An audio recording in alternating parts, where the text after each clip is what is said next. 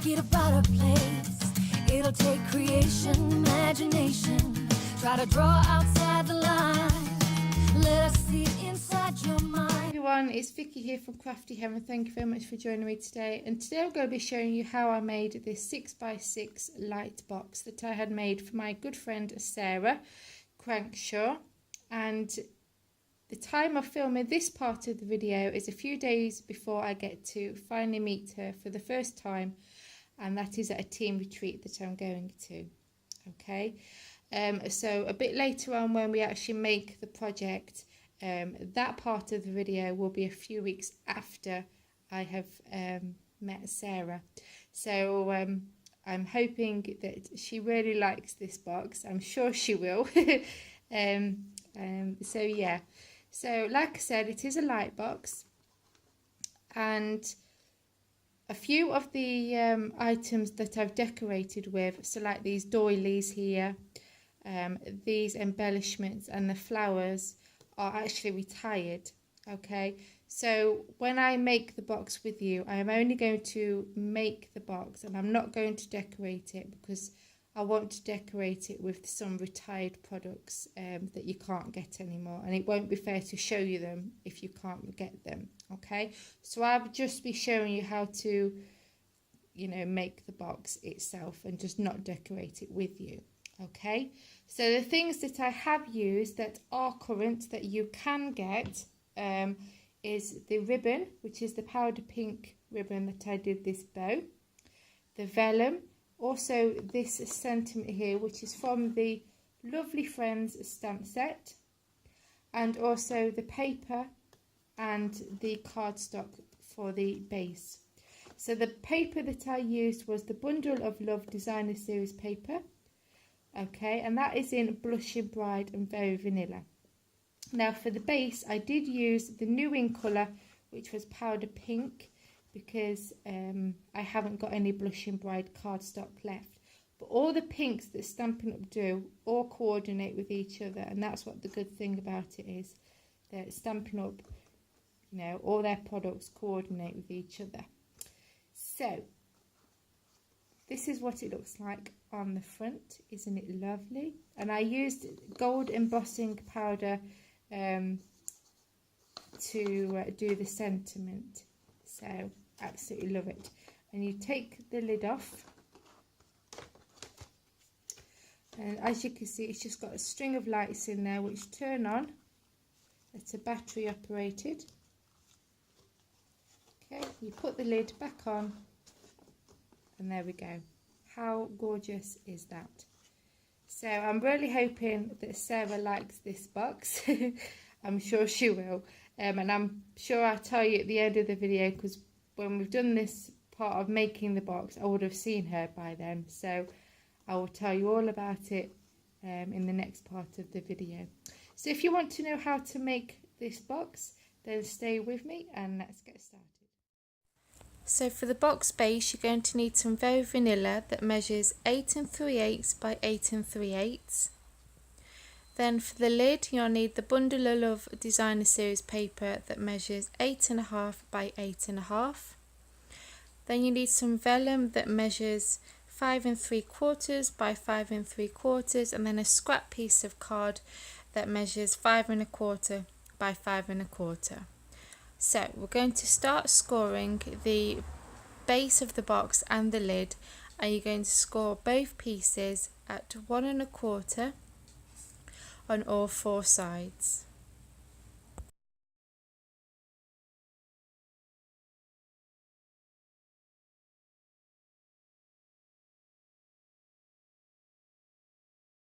And do the same to the lid, 1 1/4 on all 4 sides again.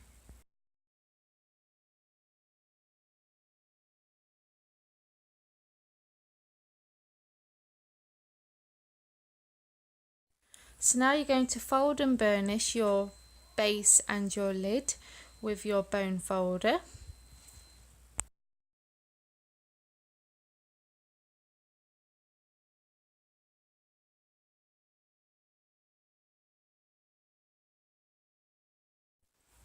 And you're going to get your scrap piece of card that measures 5 1/4 by 5 1/4. And you're going to place it in the center of your lid, and you're going to draw around that square, and you're going to cut it out using your craft knife, and this will be the opening where the vellum will be.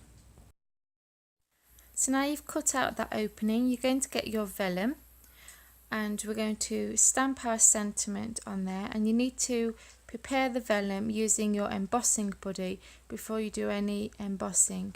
So I'm using the Good Friends Are Hard to Find sentiment from the Lovely Friends stamp set, and I'm going to ink my stamp up with the Versamark ink pad. Okay, so I'm going to ink that up really well and then press that onto my vellum.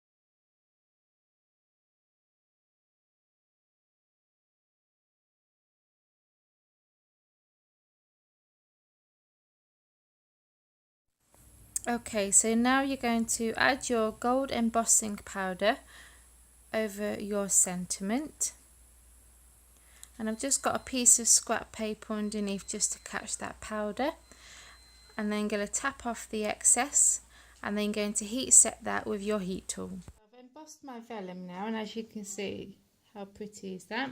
So I have assembled the lid already just to save time, but all I did was attach the vellum inside with some double-sided tape, okay, and then I assembled the lid together, and I'm going to show you how I did that with the base. Okay, so you do exactly the same as what you're doing to the base now with the lid. Okay, so you'll see here you have these 4 squares in each corner, and you're going to cut up the score lines, okay, to this horizontal score line. So I'll do it to this one and show you. So you're going to start off by cutting up the score line like that to form your tabs. Okay, so you do that on both sides.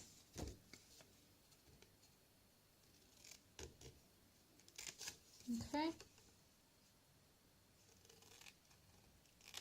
and then we want to do some trimming to these tabs.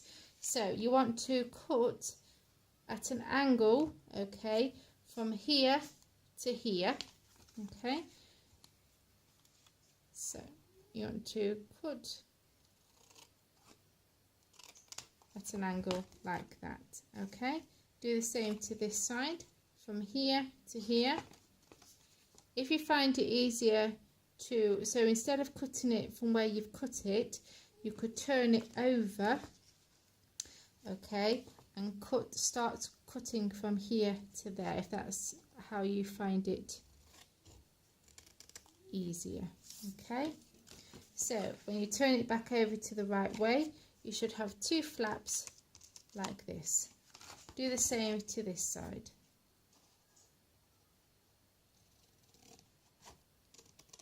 Okay, like that. So then your whole piece should look like this. Then you're going to add some glue to the outside of your tabs. Okay, again, use liquid glue or some strong double-sided tape. Okay, and I'm just going to wipe that bit of glue off there. And you're going to fold your tabs in, and I'm just going to put a bit of glue on the edge here. You're going to fold that in like so, and the same on this side.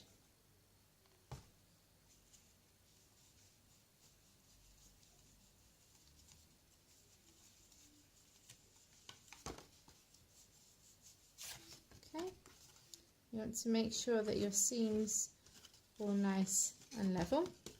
Again, do the same again to this side.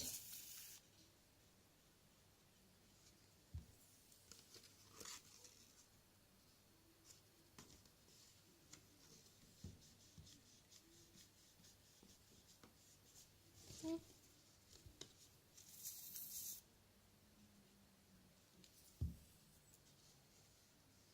And the reason we cut the tabs into a triangle shape is, I will show you why.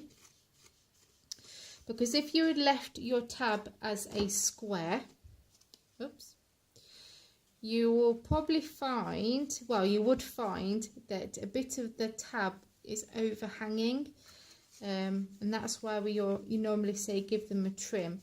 But in Sabrina's tutorial, she did it this way, and where you can see here, you're definitely not going to have any overhang, because you did that triangle, well, that angle cut.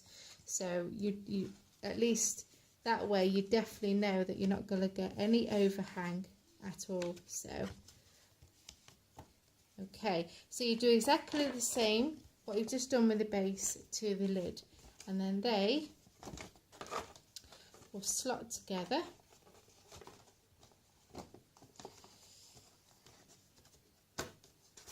Like so.